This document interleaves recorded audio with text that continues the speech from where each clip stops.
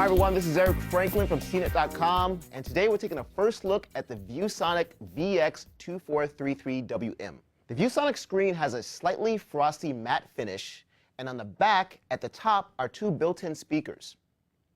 The monitor wobbles only slightly when knocked from the sides. This stability can be attributed not only to its wide footstand, but its solid 11-pound weight as well. Unfortunately, the screen height isn't adjustable, and there isn't a screen rotation or pivot option for portrait mode. The capability to tilt the screen back 20 degrees is the only ergonomic option included. Connection options include HDMI, VGA, and DVI. While most of these connections are easy to access, the HDMI port sits right over the display's neck and therefore is slightly more difficult to get to.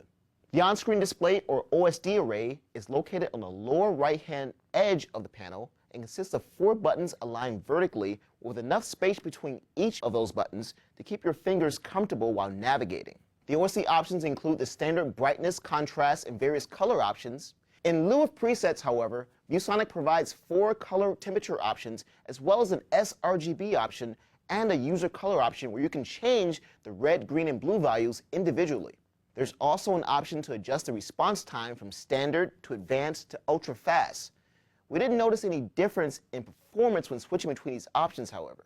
The ViewSonic also includes an eco mode with 3 options. Selecting each simply adjusts the brightness, which in turn makes the monitor draw less power. We use the ViewSonic's sRGB and user color presets to check out some high-def movies.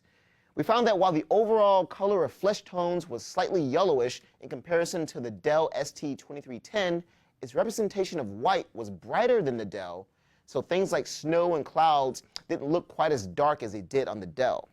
However, the ViewSonic does have trouble distinguishing very dark gray from black. We looked at some games and noticed that with the monitor's brightness being so low, the colors didn't pop like they should, and the games looked kind of dull as a result. The built-in speakers reach a decent volume and show no signs of distortion, but don't go throwing out your standalone speakers just yet. Dedicated speakers are still preferred over ViewSonic's built-in speakers. The ViewSonic VX2433wm includes a number of useful color temperature options, but its performance in games and movies is marred by its relatively low brightness. At about $200, the monitor is a good value if your needs end at productivity work, web surfing, and occasional gaming and movie watching. Beyond that, don't expect too much. Once again, this is Eric Franklin. This has been the first look at the ViewSonic VX2433wm.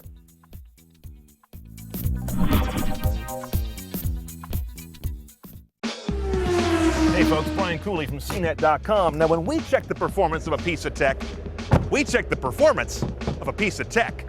If you love videos of cars and all their high-tech and high-performance glory, check out the CNET CarTech video podcast, cnet.com/CarTechTV.